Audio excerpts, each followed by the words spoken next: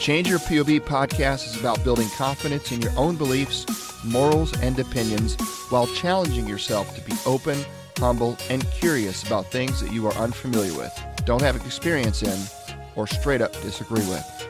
We will explore concepts and ideas that will challenge you physically, mentally, and spiritually. Personal introspection is among the greatest skill sets you will learn to hone. The foundation of your success is rooted in trust, gratitude, and forgiveness. So join us as we explore things that we are unfamiliar with, strengthen things that we are, and are always challenging ourselves to become better. Change Your POV podcast, where perspective is the vantage point of success. Hello, Mr. Bennett Tanton. What's going on? Prioritize and execute and decentralized command. That's what's up this morning. Chapter 7 and Chapter 8. Yes, we're getting through this, man. This is pretty quick book. So just to bring everybody up to speed, Jocko, actually this chapter is by Leif, Prioritize and Execute. Yeah. So Leif and his SEAL team is in Ramadi, Iraq, and they're in a particular building Overwatch doing some operations. And they were there for a little while, and they're getting ready to leave to exfil out of that position. Right. Well, basically, and the other, like, the subtitle of the chapter is The Hornet's Nest. Yeah. Yeah. So they're like in the shit there, getting shot at hardcore. Yeah. So they were, and they got they have an EOD contingent with them, and they're getting ready to leave, and somebody kind of looks out, kind of like out a window. I think the way I interpret this, they kind of look out a window and they look at their egress to kind of see, how they're going to exit the building, where they're going to go, and right. And somebody notices that there's like something leaning up against the door that's got like a tarp like covering over the top of it, and peeking out from underneath the tarp is this like cylindrical object. And oh, by the way, this wasn't there like the day before, right? Right. So like they're like, oh, this is totally an IED. Yeah. And I've done that.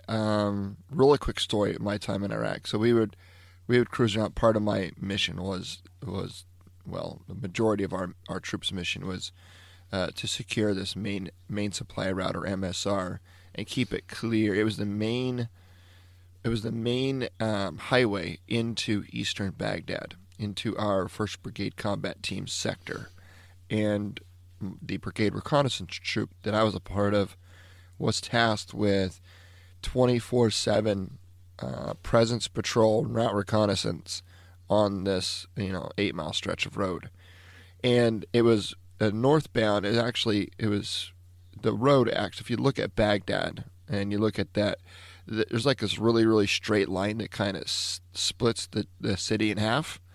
Well, that straight line is an irrigation canal, and that was the road that we were basically on. There was a road that skirted the northbound side, heading north, and then there was like a highway that went along the irrigation canal heading south, in the southbound lane.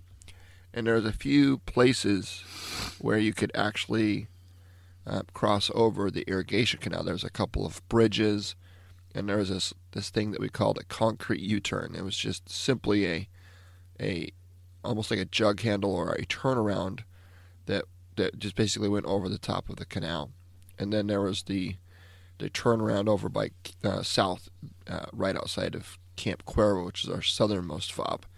And so we would basically do these loops, northbound, southbound loops, and we'd always try to change up our pattern so we weren't predictable. So sometimes we'd loop around the south and then go up and then loop around the concrete U-turn, and then south again, and then loop around a bridge, and then we're just constantly trying to stay. And it's difficult when you're out there patrolling this thing 365 days a year, 24 hours a day, and you're patrolling in the same spot over and over and over again. It's difficult to be sporadic and not predictable. So there's times where we would stop the trucks for a while and get into a hide, turn our trucks off and just observe. Other times we were just constantly on the move. So we're constantly changing things. But along our route, one of the things as the lead truck that I was always spotting was as the lead vehicle, everyone in the convoy kind of had their own mission, right? Like I was the TC, so I was kind of responsible for the overall, movement of my unit and kind of the overall awareness. And I was also maintaining like communication back to the TOC. My gunner, he was kind of looking out into the neighborhood and rooftops, and my driver was looking immediately at the shoulder of the road, that type of thing. But we didn't always see everything that everyone was, looking at. Everyone was looking at something different. So it was very likely sometimes that one of us would spot something that the other ones wouldn't, and vice versa. And we were doing this loop around, and then I didn't see anything, nothing suspicious. And then we made that same loop again, and all of a sudden I see this thing on the left side of the road that wasn't there before. It was about the size of a 5-gallon bucket, laying on its side. It was cylindrical. It wasn't like metal. It was like a plastic bucket looking thing, but it was cylindrical and it was laying on its side. And that was like, it's like 11:30, 12 o'clock at night. So and there's really no other vehicles on the road right now. So it's not like this thing fell out of the back of a truck and landed there all by itself. Right. It got there somehow, and it definitely wasn't there just 8 minutes before when we drove by last. And but as a lead truck, sometimes I don't spot something until we're literally driving by it, right? And one of the earlier lessons we learned in our mission was if I spot something as a lead vehicle and I got 2 other vehicles behind me, everyone's staggered, so if an IED were to go off, it's only going to take out 1 truck, not 2 or 3.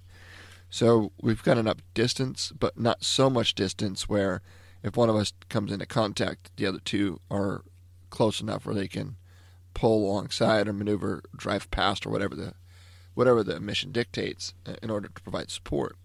So there's a fine balance between staying close enough but keeping your distance at the same time. And but at this particular time, we were cruising. We must have been going, 50 miles an hour, and that's fast for a convoy with bolt-on armor on the sides of our trucks, right? Yeah. Right. All blackout too. No headlights. We've got all NVGs, and all of a sudden, I spot this thing as we're driving by.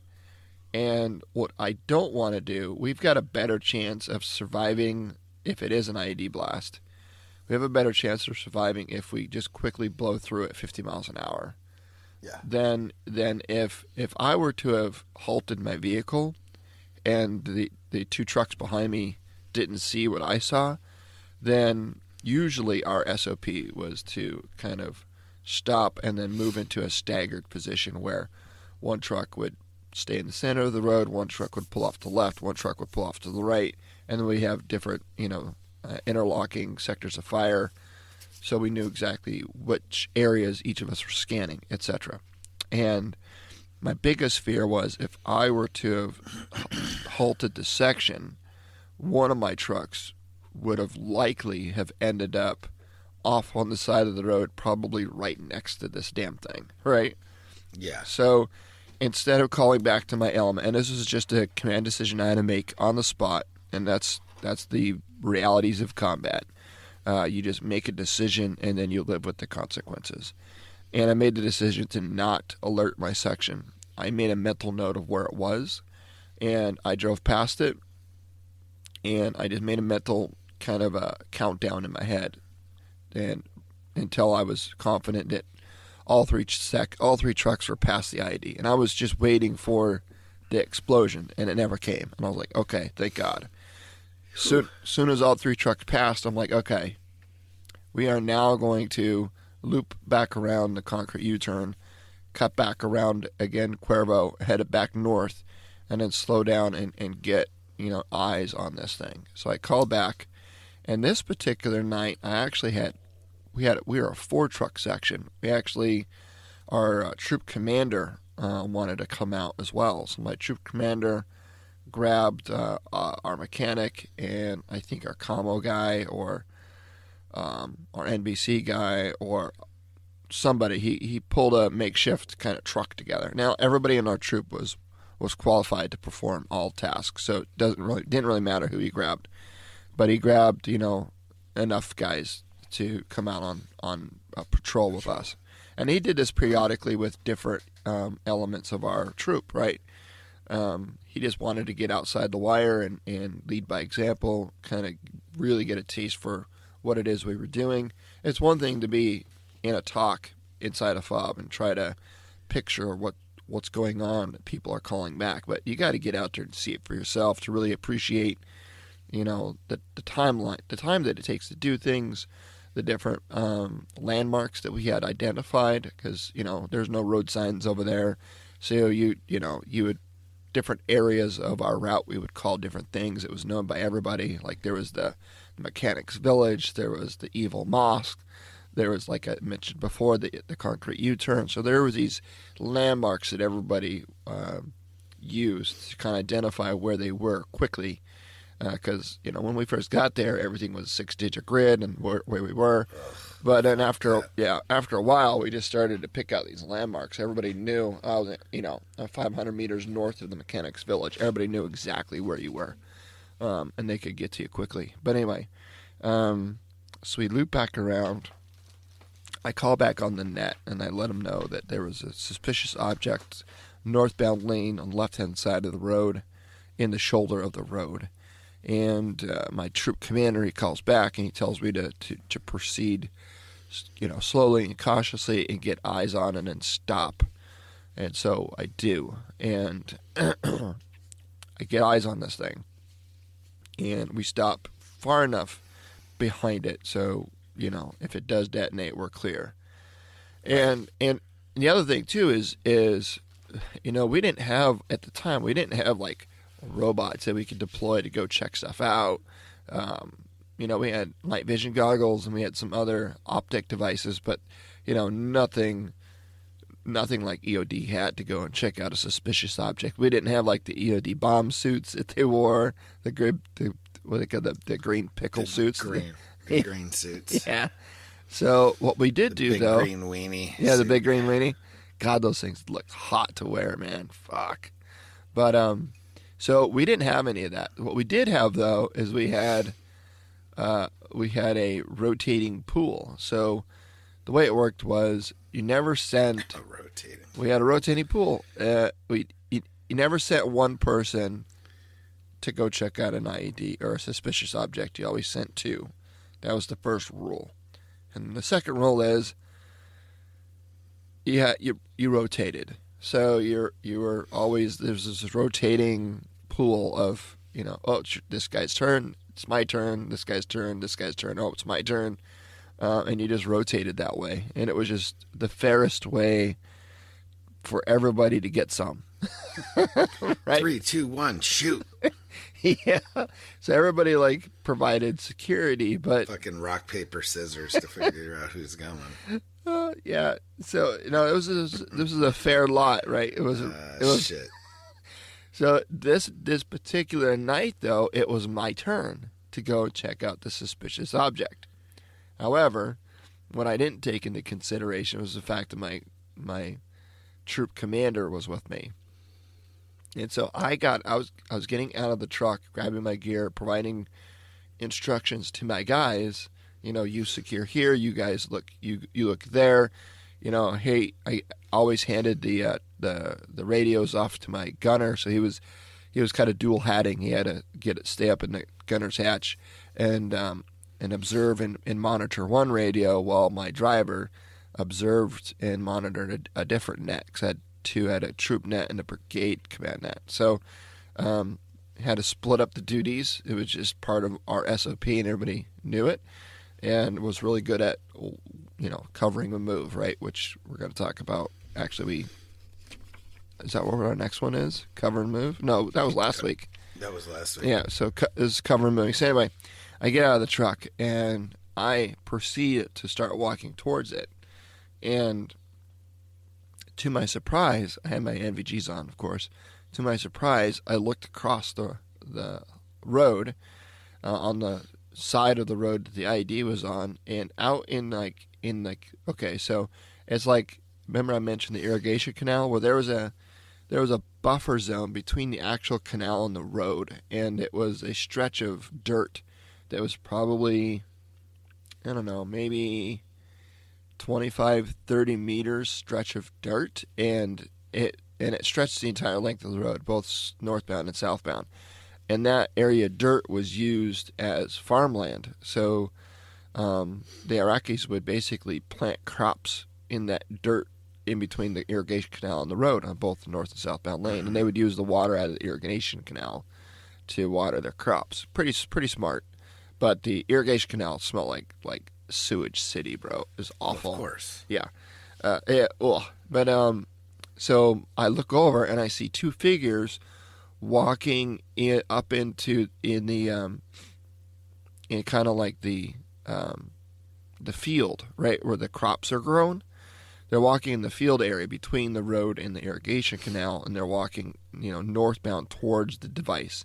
So their objective, and it's smart, their goal was to, because a lot of times these IEDs were directional, meaning that they were either ball-bearing IEDs or they were the Hezbollah platter charge IEDs that would shoot the molten copper projectile through your truck.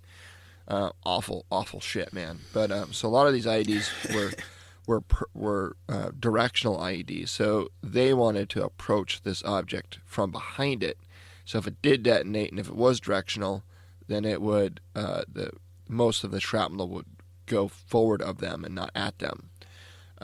So it's smart. It's a smart move on their part, but I mean, an IED is an IED. There's still an explosion and shit flies everywhere, right? So, and if it's an omnidirectional IED, then these guys, no matter what direction you came at this thing, it was just gonna get you, right? Like, if it's like a artillery shell that's packed with Simtex or PE4 or something like that, and it detonates, dude, the shrapnel is going everywhere. There's no direct, unidirectional shrapnel. It's going everywhere. So we didn't know what we had at this point. And they are walking up on it, and I was, as soon as I saw that was them walking up, I was like, God damn it, because it was my turn, right? Mm-hmm. Apparently, I forgot to let him know that it was my turn if we saw anything suspicious out on patrol. But he's the company commander. What am I gonna say, right? And not only that, but damn, son, talk about leading by example, right? I mean, this is his guy. Mm-hmm. He's a captain. He's the troop commander. He reports directly to the brigade commander, full board colonel. This guy gets out there and gets after it, right? As Jocko would say. Hey, wants a medal. This guy wants a medal bad. I don't think it was that. I think I know. I'm just kidding. Our first sergeant was definitely like that. Our first sergeant desperately wanted the Medal of Honor and did. Oh man! I got stories. Stories for days about that guy, man. Unreal the shit this guy would do. So that's funny. I can't believe I said that, but I did. It's out there, folks. There's people that freaking medal hunt. Oh my God, yes. We're out there like a sniper looking for a freaking Medal of Honor freaking point. My commander. Oh my God, there's my chance. Hail of gunfire. Fucking Custer's Last Stand. Yeah, right. I'm in it. Anyway, sorry. Our troop commander was not hunting for a medal. He was leading by example. There's a big difference. So how did you know the difference between what he was doing and your first sergeant was doing?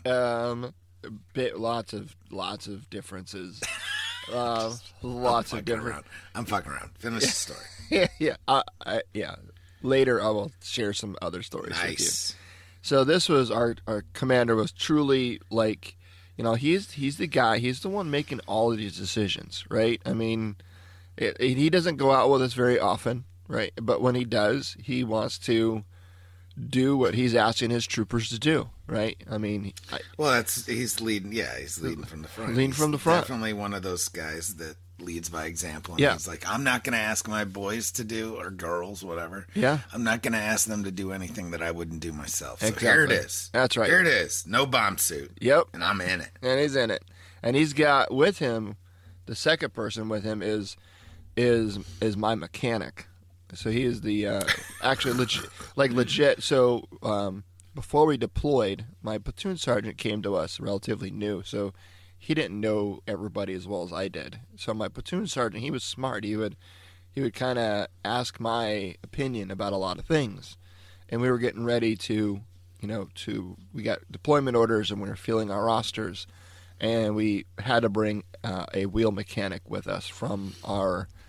I was a forward observer, part of the artillery battalion, but my platoon was attached to the brigade reconnaissance troop to make like a brigade reconnaissance troop plus. We added an entire platoon of fisters, and then we mixed our fisters in with our scouts. So we had this augmented platoon. It had 3 different platoons. 2/3 were made up of scouts and 1/3 was made up of forward observers, right?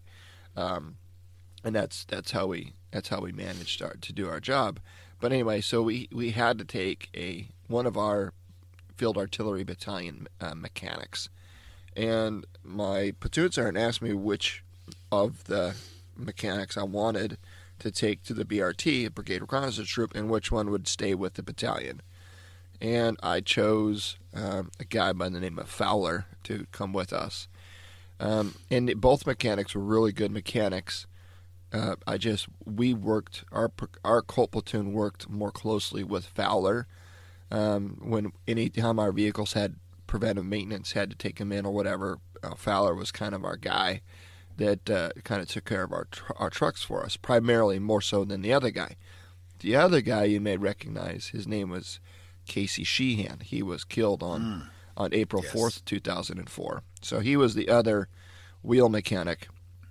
If you watch the show on the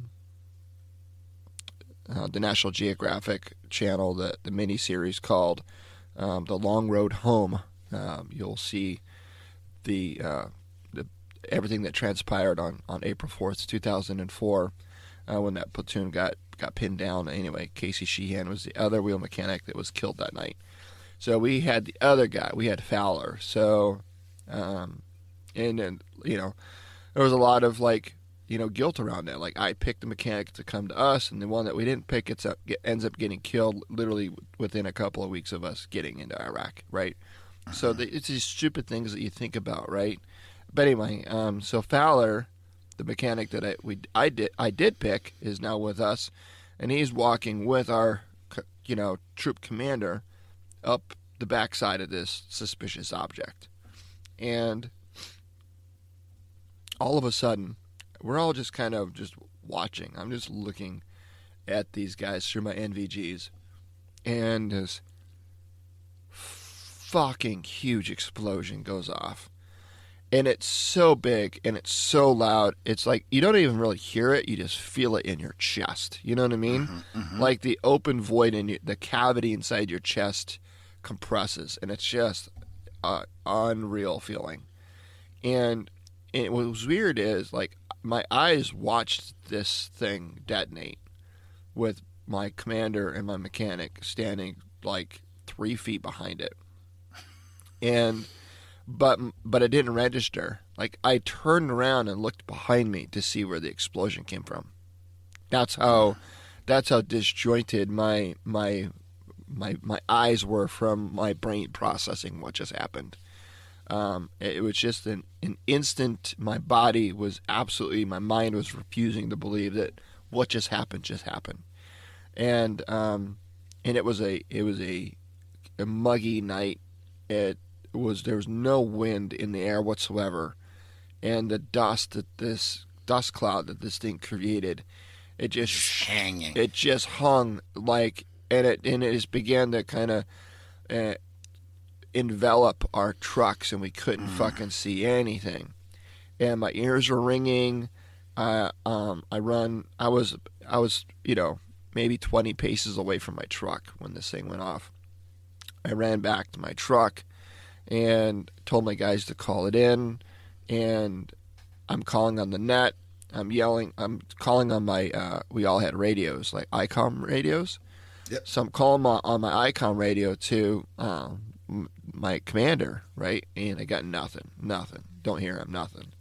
My platoon sergeant walked away from his truck towards them, and I went back to his truck, and he wasn't there. And I was like, "Where's Malt?" And they're like, "I don't know." I'm like, "Shit."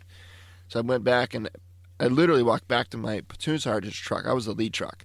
I walked back to my platoon sergeant's truck, was directly behind me, and I couldn't find my platoon sergeant.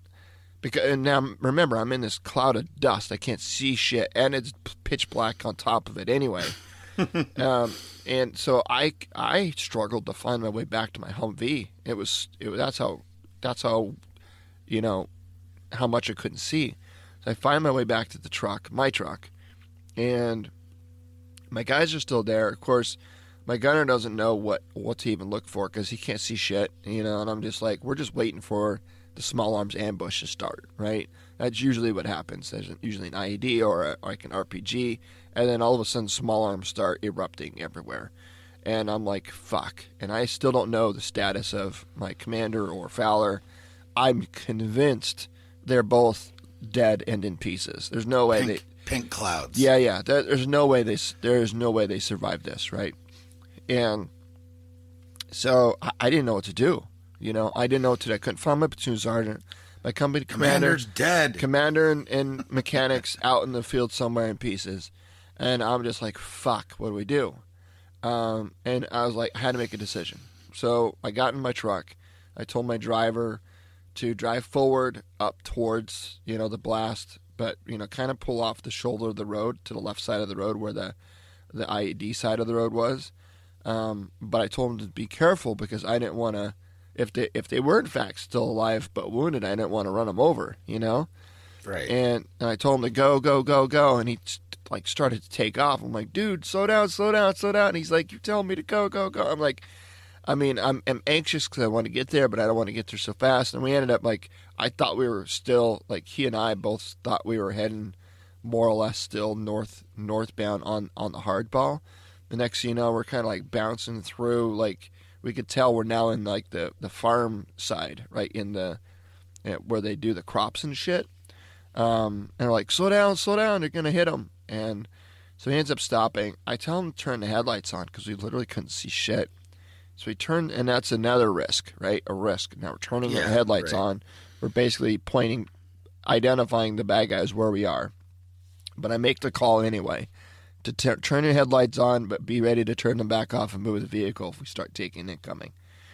And so he turns the headlights on, and I can't see shit, dude. Nothing. All you see is a cloud of dust.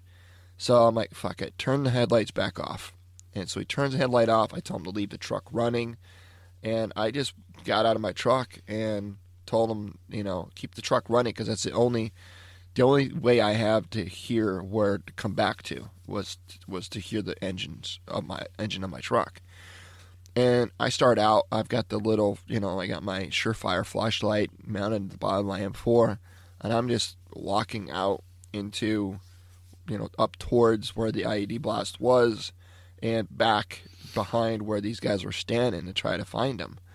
And I'm calling out, I'm calling out for my commander, hey sir, I'm calling out for Fowler, and I don't hear anything. I'm like, Jesus. I'm like, I'm convinced I'm picking these guys up and putting them in a bag. You know what I mean? Yeah, right. And I happen to come across Fowler, and Fowler surprisingly is standing upright, but he's clearly in a fucking Bell fucking run. Oh yeah. Hey, of course. He's clearly in a fucking he's not together. Yeah, his left foot is it's almost like his left foot was staked into the ground, while his right foot was kind of walking around, and he was literally walking in circles, pivoting on his left foot, just in circles, and he was just yelling, "Sir, can you hear me? Sir, where you at?" And he's just walking in a circle, completely out of it, dude.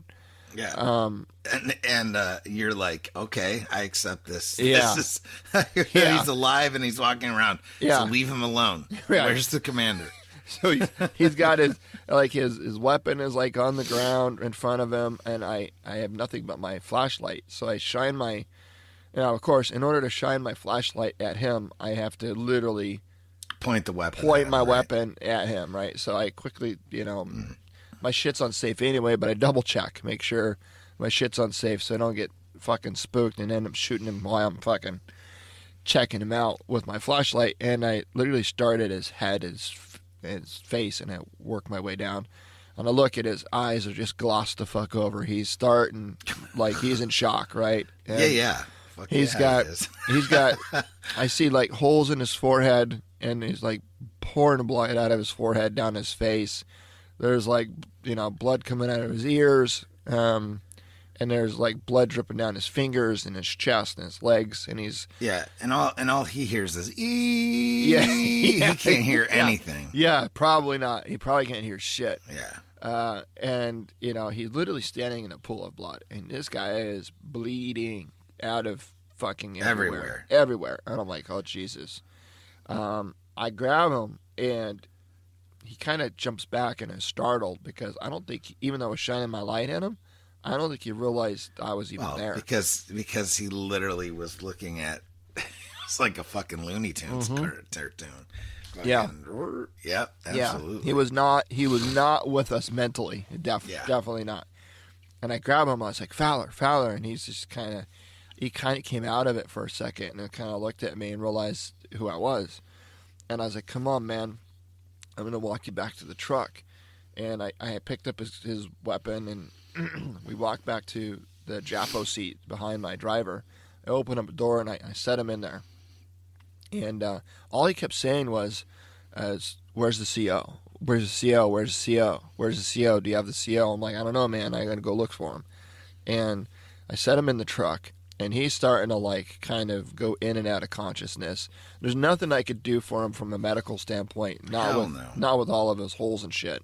I don't know how bad they are. I don't know if he's got shrapnel in the brain. If he's got the carotid artery and his I had no idea, man. He was a mess.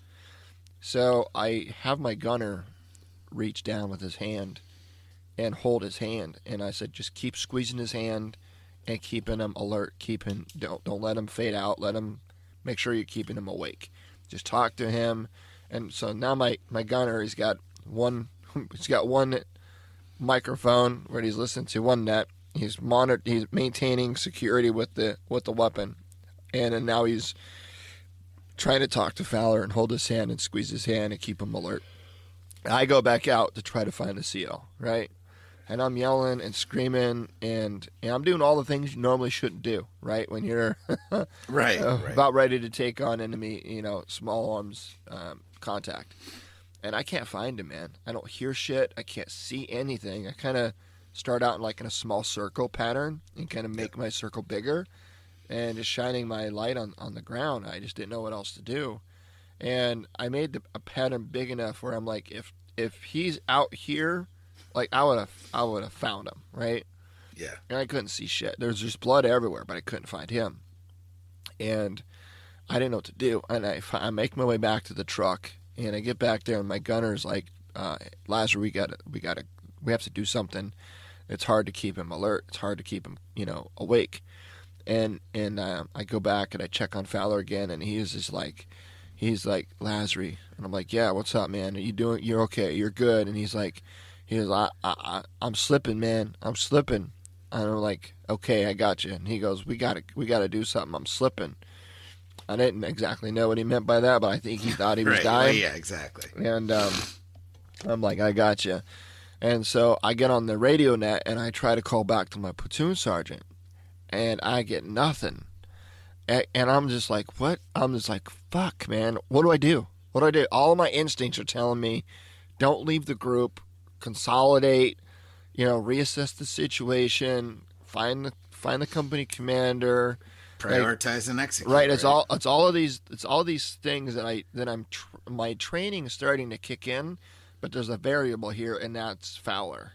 Right. Fowler's bleeding out, and I got to get him somewhere now. And if I don't, if I follow my training instincts and go back to the trucks and try to find everybody and do all of that, stay as a group, like, I'm running the risk of losing Fowler, like, legit. And I'm the staff sergeant. I'm the squad leader. I'm the guy that's got to make the decision. There's nobody else around right now, and I just say, fuck it. I make the decision. I decide to separate from the group and take my truck and Fowler north a little bit out of the dust cloud and hit the concrete U-turn and head back southbound on the other side of the canal. Now, this is a risky move because if I get southbound and that canal separates my truck from the rest of the element, and I take an IED or I take small arms fire on the southbound side, I got nobody to help me, right? Now, we did call contact back to the CP, so they're rolling out the QRF. So it's just a matter of time that the other QRF element is going to be where we are in no time. So I felt okay that leaving those trucks there would be okay because the QRF, that's where the QRF is going or headed to, is directly to their location. Right. So I felt more comfortable knowing that literally the QRF is literally like maybe 3 minutes out from hitting their location, but I'm on my own, and that was like, okay. So I'm running the risk because the QRF is not coming to me; they're going to where the ID was. So I just say, fuck it. I run the risk. I tell my guys, okay, boys, this is a risk. You good? And they're like, yeah, let's do it. Let's get Fowler back to the aid station. I'm like, okay. So we hit the concrete U-turn. We head southbound. And I tell my gunner, I was like, just fucking floor it, bro. Just go as fast as you can and don't stop for anything. I don't care if a bomb goes off, if we start taking smaller, just keep fucking going. I tell my gunner, just fire at anything that fucking moves. No, we're not fucking around. We're all by ourselves here. Let's just do this. And so they all do. And I tell my gunner to keep, holding on to Fowler's hand and just trying to yell at him as best he can. And I'm calling on the troop net, kind of letting them know what my actions are, what I'm doing. So if anybody on the other side of the canal in the dust cloud is trying to look for me, they know I'm not there. Because I couldn't get anybody on the radio where I was. So I just, fuck it. I ended up down to Cuervo, had them open up the gate. I called in ahead so they knew we were coming. They opened up the gate. We got to the aid station. The medics were already standing there waiting for us. We got Fowler out of the truck and got him into the aid station. And by the time I got back outside the aid station, back to my truck, my gunner, I think it was my driver, was monitoring the radio at the time, said that they have another CASEVAC en route from that IED. I'm like, oh shit, they must have found that CO. They must have found the CO. So they're en route, and they're like, yeah, and they're with the QRF. So the QRF did link up with them, and they're on the way to Cuervo. And so I told my guys, all right, just let's get out of the way of the front of the aid station so these guys can pull in. So we move our truck, and they roll in, and to my surprise, who do I see get out of the truck? Was the CO, and he was fucking just riddled, bro. Just his face was covered just like Fowler. Oh my god, yeah. And he took off his ballistic glasses. We all wore the clear ballistic glasses. Right. He took off his glasses. And, it's like if you see somebody that wears sunglasses a lot and they take their sunglasses off and like the rest of their face is like sunburnt, but their eyes are like. His face was like that, but it was like his whole face was riddled in these like holes from like. And his face was just white with his eyes. Oh yeah. And I look at him, I'm just elated to even see him alive, and I'm like, I was so excited. I'm like, and the only thing I could think to say, right, which is asinine, was, "Are you all right, sir?" And he looks at me and goes, "Do I fucking look all right to you?" I'm like, no, not really. So they get him in the aid station, and we kind of regroup. We kind of talk about everything. But so in that moment of chaos, I had to make a decision, And you had to prioritize and execute. I had to prioritize and execute, and that's basically right. So that's kind of my story of a real world prioritize and execute, which isn't all that different than the story told in the book. So the story told in the book is they're getting ready to exfil from their position where they've been getting their ass kicked all day,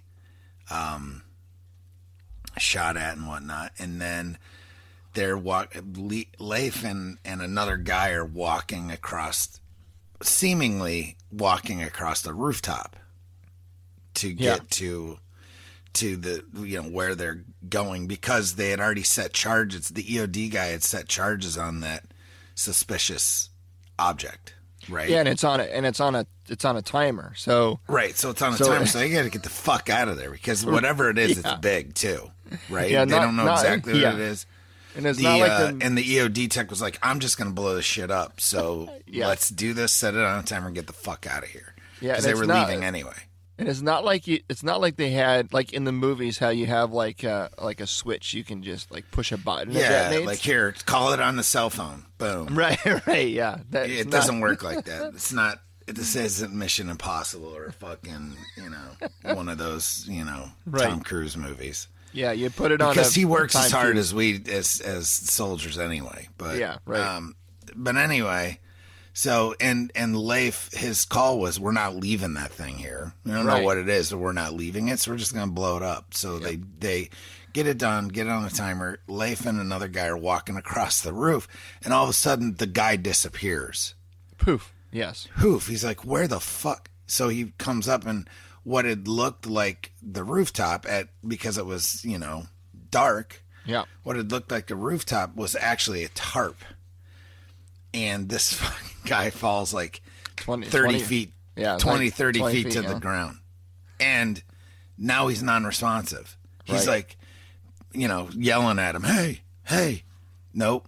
Motherfucker is non-responsive. So, but he sees him in the fucking street. Right. Laying there. All by himself. Unsecure. All by himself. And he's like, fuck. What the fuck? So, So then they prioritize and execute, and he prioritizes that the number one thing is to get this fucking guy, right? They have to. And get the fuck off the roof. Because they're sitting ducks, because they're surrounded by buildings that are taller than where they're at. So they're in a position where they're totally exposed. But they're locked up on that fucking roof. So they can't go back to where the shit's going to blow up in like 5 minutes. Or whatever it was. It just wasn't very much time. I just remember that. So they're hemmed in by this. Or there is a staircase, but it's locked. Like there's a gate with like padlocks and shit. So he tasks two of his guys to get that fucking door open. I think are his exact words. Maybe not the fucking part, but get that door open so we can get down and get our guy and get the fuck out of here. And basically that's what it comes down to. And then get themselves out of this territory, because they're in the hornet's nest. They've stirred that shit up. I mean, they stirred it up on purpose too. It wasn't because I remember one of the biggest things that he had stated in the chapter was, you want to be where they least expect you to be, obviously, right? Yeah. And that was the building that they chose. It was deep into, enemy held territory. And they're like, we're just going to go here and fuck shit up. Mm-hmm. Because I guess some soldiers and Marines had been attacked nearby earlier in the week, because it's still ringed by command outposts or by cops. Yeah.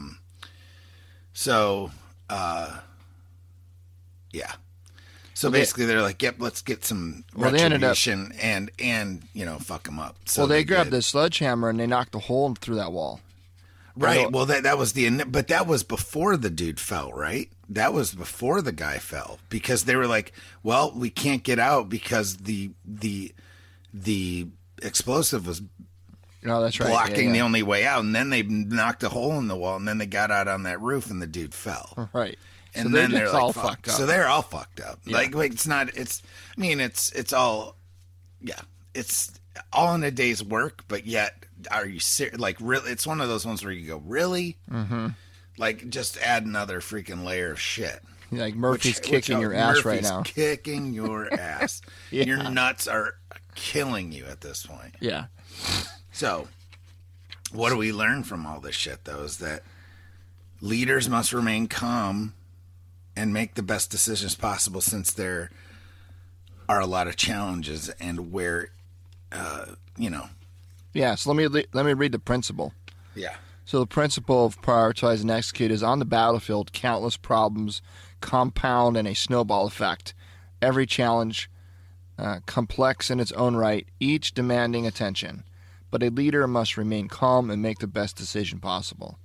To do this, SEAL combat leaders utilize prioritize and execute. We verbalize this principle with this direction. Quote, relax, look around, make a call. Right? Those three things. Relax, look around, make a call. And that's basically what I had to do. Now, sometimes it doesn't say make the correct call. It says... Yeah, it just says. It says relax, look around, and make a call. Do what you can with what you have right now. Right? That's it. Even the most competent of leaders can be overwhelmed if they try to tackle multiple problems or number of tasks simultaneously. Like, I knew we had potentially one KIA... worst case, best case, seriously wounded, but nobody can find him. I'm separated from my element. I can't see anything. Nobody's up on the radio. Like, all these things started to compound on top of another. Boom, boom, boom, boom, boom. And, and not only that, but this is relatively, early in our deployment. So it's not like we had many of these situations that we could kind of pull back on, previous experience on. This was, first time for everybody. We just had to figure out how to do it. So even, like I said, even the most competent of leaders can be overwhelmed if they try to tackle multiple problems or a number of tasks simultaneously. Yeah, absolutely. The team and this is in business as well. Oh, absolutely. The team will likely fail at each of those tasks. Instead, leaders must determine the highest priority task and execute. When overwhelmed, fall back upon this principle. Prioritize and execute. Multiple problems and high-pressure, high-stakes environments are not exclusive to combat. And here's what, to your point, they occur in many facets of life, and particularly in business. Business decisions may lack the immediacy of life and death, but the pressures on business leaders are still intense. The success or failures of the team, the department, the company, the financial capital of investors, careers, and livelihoods are at stake. These pressures produce stress and demand decisions that often require rapid execution. Such decision-making for leaders can be overwhelming. A particularly effective means to help prioritize and execute under pressure is to stay at least one step or two ahead of real-time problems. Through careful contingency planning, a leader can anticipate likely challenges that could arise during execution and map out an effective response to those challenges before they happen. That leader and his or her team are far more likely to win. Staying ahead of the curve prevents a leader from being overwhelmed when pressure is applied and enables greater decisiveness. If the team has been briefed and understands what actions to take through such likely contingencies, the team can then rapidly execute when those problems arise, even without specific direction from leaders. This is a critical characteristic of any high-performance winning team in any business or industry. It enables effective decentralized command, which we'll talk about in Chapter 8, when confronted with the enormity of operational plans and the intricate within those plans, the complexity within the plans. It becomes easy to get lost in the details, to become sidetracked or lose focus on the bigger effort. It is crucial, particularly for leaders at the top of the organization, to, quote, pull themselves off the firing line, end quote, step back and maintain the strategic picture. It is essential to help correctly prioritize the team. With this perspective, it becomes far easier to determine the highest priority effort and focus all energies towards its execution. The senior leader must help subordinate team leaders within their team prioritize their efforts. Just as in combat, priorities can rapidly shift and change. When this happens, communication of that shift to the rest of the team, both up and down the chain of command, is critical. Teams must be careful to avoid target fixation on a single issue. They cannot fail to recognize when the highest priority task shifts to something else. The team must maintain the ability to quickly prioritize efforts and rapidly adapt to a constantly changing battlefield. To implement, prioritize, and execute in any business, team, or organization, a leader must 1. Evaluate the highest priority problem. 2. Lay out a simple, clear, and concise terms the highest priority effort for your team. 3. Develop and determine a solution. Seek input from key leaders and from the team where possible. 4. Direct the execution of that solution, forcing all efforts and resources towards this priority task. 5. Move up on the next highest priority problem and then repeat. 6. When priorities shift within the team, pass situational awareness both up and down the chain. And finally, don't let the focus on one priority cause target fixation. Maintain the ability to see other problems developing and rapidly shifting as needed. So there's your principles of prioritize and execute. And then, I'm going to end with, prioritizing one problem can seem like a bad idea when everything is falling apart, right? But what you're doing is unifying the organization or the team or whatever you want to call it under a single understandable focus, right? And then you're focusing all your resources on one area so you can finish that task quicker with visible results because you're done with it. Mm-hmm. And what that does is and then you move on to the next thing. And when that happens, you build momentum. Right. And that is a big deal. Once you get momentum, it's hard to stop. It's hard to slow down. So until it's all done and you get back to the fob or you get this crisis taken care of, momentum means a lot, and it gives you confidence too. So, and if you're a leader, your subordinate leaders or your people, they're looking for a decision to be made. Yeah, right. And it's just like if we were to go back to my example, my driver and my gunner. If I was indecisive that night, now I was very indecisive in my own mind. I was struggling very, very much with what the right decision was for me, for my team, for Fowler, for the situation. I was battling so many different scenarios in my head, and I didn't know what the right thing to do was.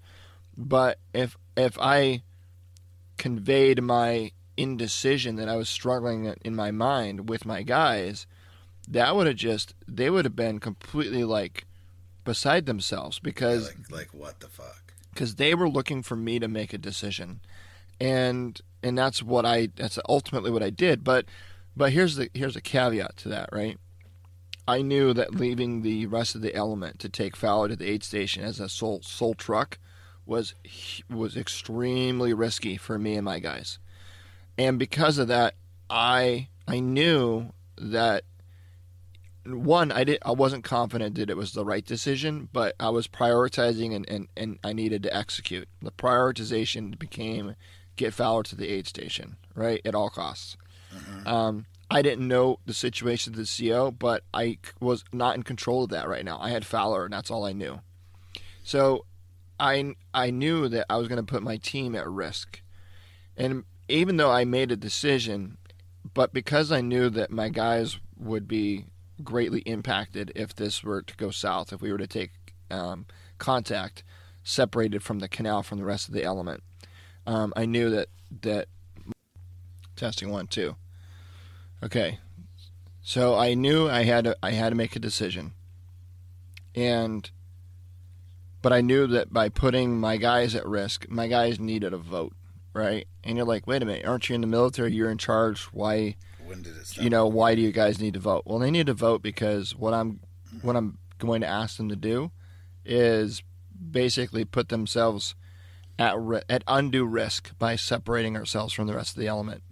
So I said, hey guys, I think we need to get Fowler back to the aid station. What do you guys think?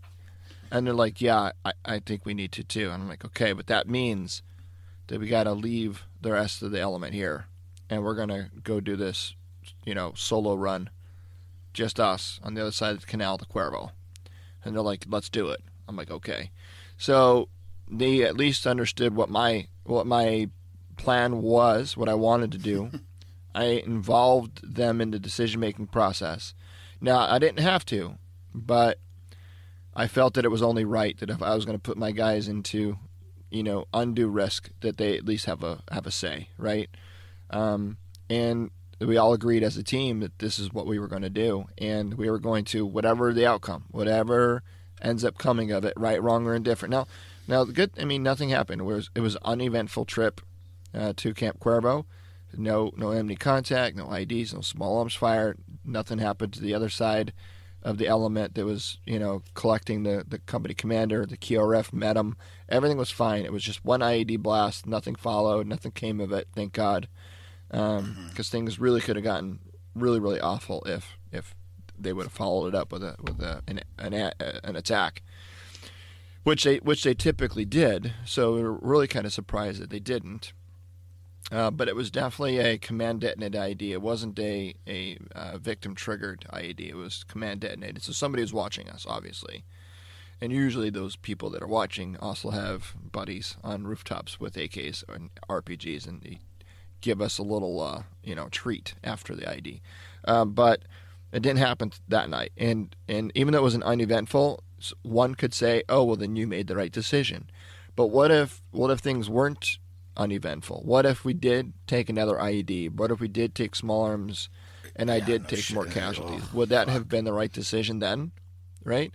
So sometimes the whether or not the decision was right or wrong has a lot to do with the way the outcome turns out. Unfortunately, that's the nature of the beast. That's the beauty of being a leader and making a decision. So sometimes it's the right decision based off the outcome. Sometimes it's the wrong decision based off the outcome. But either way, what makes it right or wrong is the outcome, But at the end of the day, a decision made right now is better. A decision made right now with less than perfect information is better than the perfect decision made too late. And that's what I didn't want on my conscience, was Fowler bleeding out and dying in my truck when there was something I could have done, right? And then I think my guys were on the same page with that. They're like, if we have the ability to do something, then let's do that, And that's what we did. And, he's now out of the military and he's doing great. And we talk from time to time. And I'm really glad that everything ended up turning out okay. Our company commander was gone for a little while, and our XO ended up filling in as commander. Right. Now, talk about a shock, right? How many XOs do you know had to actually step into the shoes of the of the command and actually be the CO? Yeah, so that was quite an experience for him to essentially be combat promoted into that CO's position, and it took a lot of humility because the XO was a lieutenant, and as were the other platoon leaders, were also lieutenants. So it took a lot of humility, I would imagine, on the part of our other platoon leaders to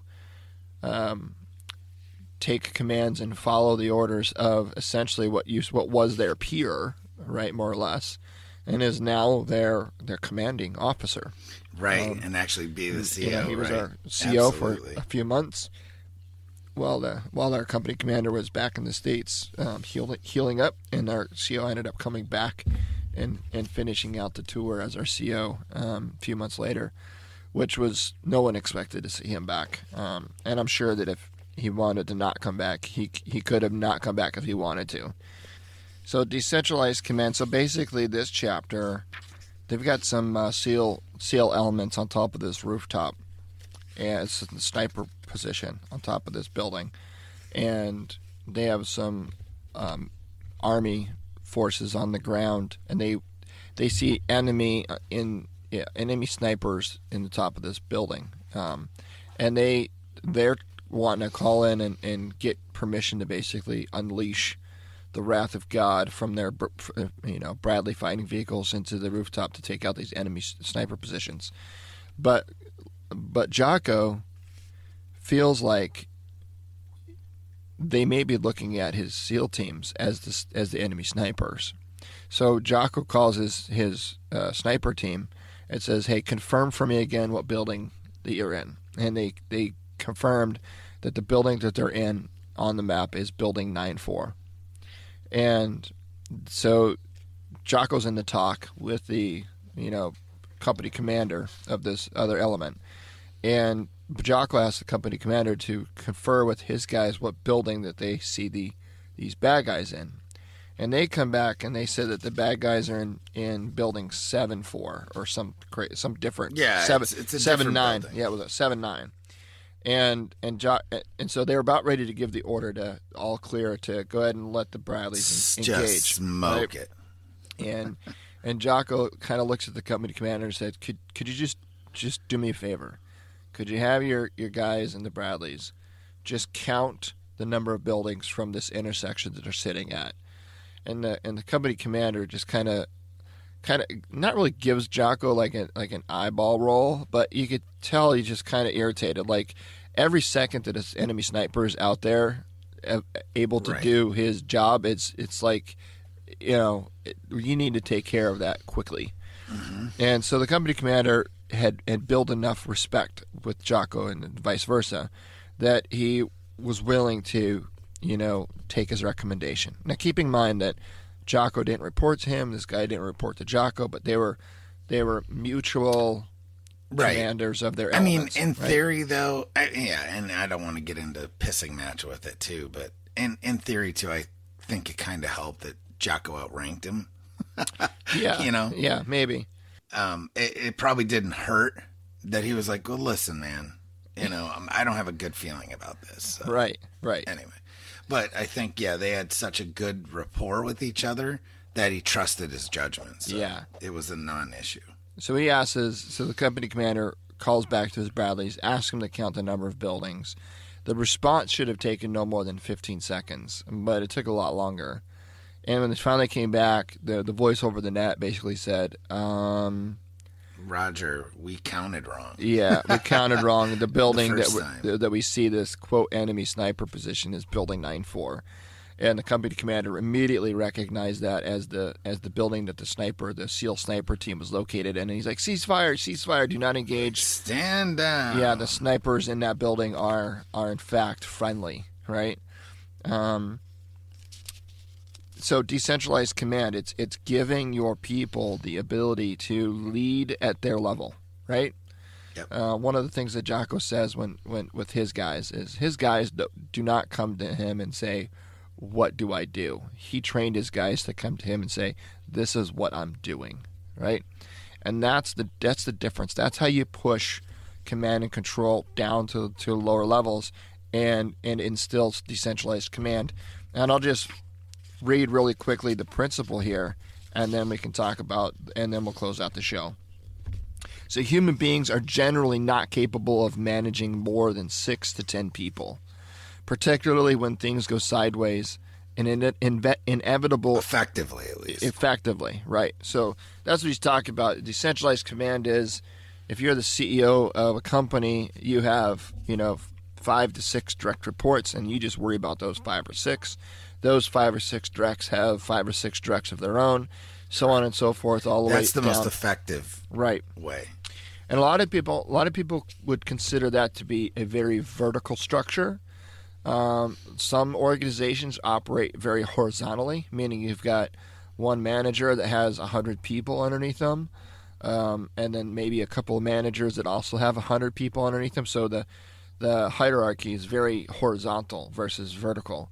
Yeah. And some companies, for whatever reason, they've been able to develop their culture so that works. But in my experience, maybe I'm just privy to the way the military operates, but the way the military operates is very effective.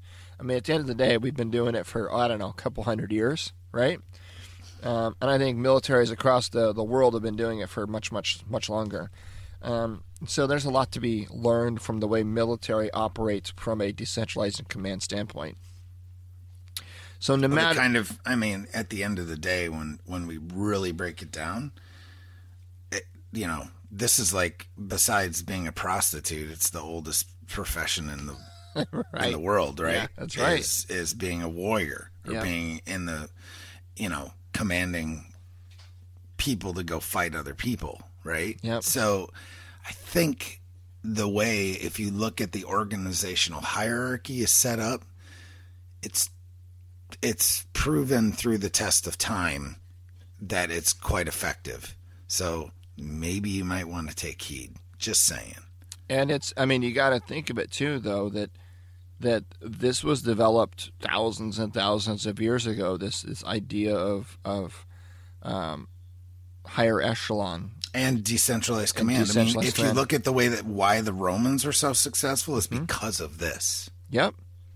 And I think a lot of the reasons why it was so effective is because you don't have radios and communications like we do today. So that you've got to spread. Yeah. They're communicating with fucking flags half right. the time. Yeah. Or then later on with like trumpet blasts and shit. It's like, seriously? Yeah.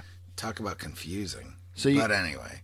So you've got to find a way to communicate effectively down to every element within that battle space. Or what decentralized command is also about is you had the commander's intent, right? And all these individual leaders know it, and then they all work within their teams to work within a team to work within a team. Right.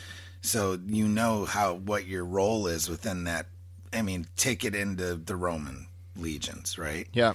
So they have a phalanx, or even before that, let's go to the Greeks, right? So you have these phalanxes, right? Yeah. And they're a mass that moves around the battlefield by itself. And your job is to stay connected to the guy to your left and to your right. Mm-hmm. Right? Yep. But each one of those rows had a leader. Right. So it's just one of those things, like, and there was not a ton of freelancing back then, but there had to be. So, yeah. Anyway. And what this does is it allows a person from one element to move into another element and understand the structure. Right? There's congruence from unit to unit. Right.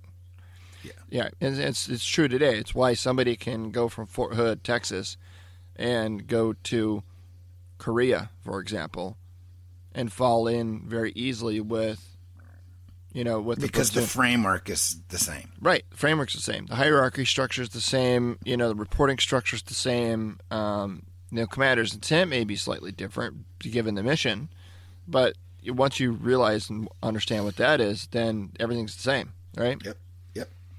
So no one senior leader can be expected to manage dozens of individuals, much less hundreds.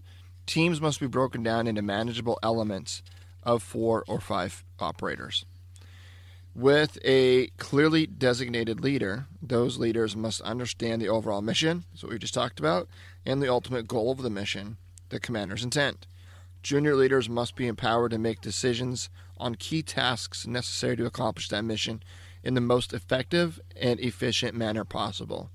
Teams within teams are organized for maximum effectiveness for a particular mission. With leaders who have clearly delineated responsibilities, every tactical level team leader must understand not just what to do, but why they are doing it. If frontline leaders do not understand why, they must ask their boss to clarify the why. This ties in very closely with Chapter 3, Believe. Decentralized command does not mean junior leaders or team members operate on their own program. That results in chaos. Instead, junior leaders must fully understand what is within their decision-making authority, the left and right limits of their responsibilities. Additionally, they must communicate with senior leaders to recommend decisions outside of their authority and pass critical information up the chain so that senior leadership can make the informed strategic decisions. SEAL leaders on the battlefield are expected to figure out what needs to be done and do it, to tell higher authority what they plan to do rather than ask, what do you want me to do? Junior leaders must be proactive rather than reactive. So you get the idea there, but I think the important thing here is this idea of left and right limits. Make sure that your people know what's within their decision-making power, within their limits. If you just give them carte blanche, just say, yep, every decision that you make is like, you go ahead and you can make every decision at every level, up and down. Like, that's not the case. Like with my people at work, they clearly have their lanes and they're able to make. Now, getting them to actually make a decision, even though they have the authority to do that, that's a different topic, right? And that's something I'm working on with my team right now. Is when they come to me, I'm like, I don't know. I don't know. What do you think you should do in this situation? What do you plan on? How do you plan on handling it? Go figure that out and come back and tell me what you plan on doing to address that situation. Because they oftentimes and one other thing to bring up with that too is as a leader, this is a big deal. You can delegate your authority, but you can never delegate your responsibility. Right. And I think that's a lot of reasons why leaders are reluctant to give up that control to their subordinates, right? Because they know at the end of the day, and this is why we have micromanagers, right? Because at the end of the day, they don't trust. I mean, that's a sheer, point of you not trusting your team or your people, because you can delegate your authority, but you can't delegate your responsibility. So if they fuck up, it's still on you. Period. Yeah. I mean, and he does. We have talked about this a little bit in this book. I think they hit it hard later, though. But anyway, because it's probably the toughest lesson to learn. But I don't want to get. But that's a big part of decentralized command. Yeah. Is that you do have the authority of your higher when making these decisions, because they're the one that sent you on the mission. Right. So you, in essence, you're their representative. Right. On that. This is why, and I don't want to get off on a tangent on the side, but and I've never heard anyone explain it fully. This is why Benghazi pisses so many people off. Like, I'm not trying to polarize, but I am a little bit. Because people ask me, I had somebody ask me, like, why do military members hold on to the incident at Benghazi with the, ambassador getting killed? It's because you can delegate he's the representative of the president. Well, in turn, also the representative of the Secretary of State, right? Mm-hmm. So him dying the way that he died and the way that things went down, all people wanted was for Secretary Clinton and President Obama to take responsibility for the shortcomings, right? Right. That's it. And this is a defined incident where it shows you can delegate your authority, but you can't delegate your responsibility, because at the end of the day, you drop the ball on keeping that person safe. Right. Is what it comes down to. So that's a huge, segue side there, but it's also, that is the crux behind why people are still pissed off about this. How many years later now? Mm-hmm. I mean, you hear about it. I at least in the community that I'm in, you hear about it daily, fucking daily still. Well, it's a big deal. It's a prime example. It's because it's a prime example of the breakdown. Yeah.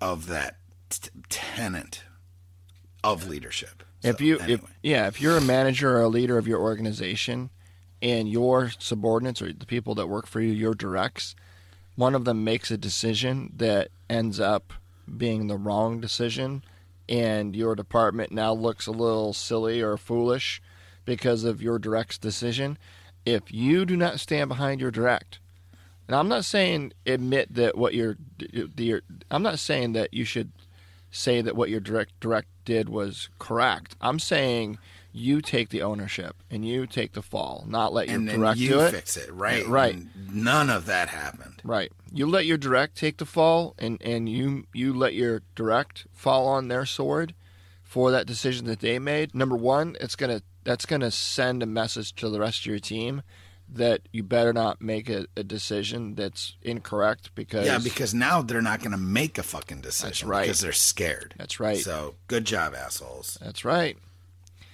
Yep. I mean, it is a wheel that just then you've created a monster that will never stop. Right.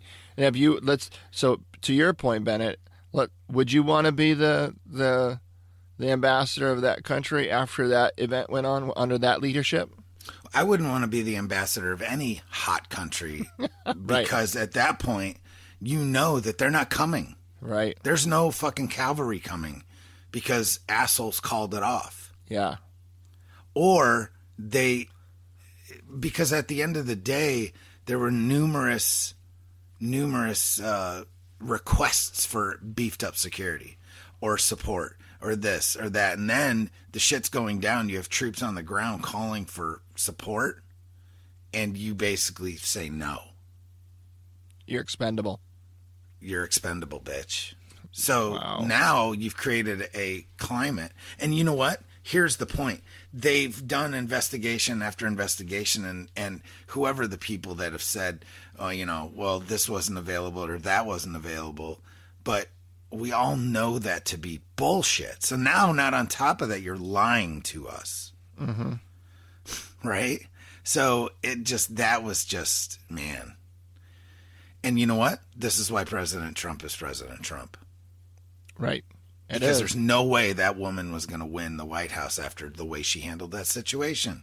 Could you imagine putting her as commander-in-chief after her performance there? And people can be like, well, that's not how... Yes, that's exactly how it works. And this is, again, why we use this as an example, because it was a complete and utter breakdown of the chain of command. Yeah. Period. Bottom line, people can try and look at it differently, but from people that do this on a daily basis, you fucking failed. Mm-hmm. That's it. And I mean, this guy is the representative of the United States in a country, and it was a shit show. It does happen, but it didn't have to, and that's the point, right? Mm-hmm. So, I mean, it's a big time example I'm giving here, but it's one that most, at least people in our community, can understand. And if you don't know the story, then do some research, because it's ridiculous. It's absolutely ridiculous. What did you think of the movie that they made based off of it? I mean, it's Hollywood. So it's like, I think it gives you a good representation of what happened. It was, who knows? At the very least, it's entertaining, and at least it gives you an understanding of what it could have been like on the ground there. Right. Right. And also the decisions that were made to not do flyovers I don't think under people that haven't been in a situation where you're calling for the even just don't even put fucking weapons on an F-16 mm-hmm. and fly it over is a show of power that will give those guys time to do whatever. Right. You know what I'm saying? Like, we've done dumber shit for less. Right, yeah. As a country than to support those guys. And who knows the politics behind a lot of it, because they were defending a position that wasn't even supposed to be there. Mm-hmm. Technically.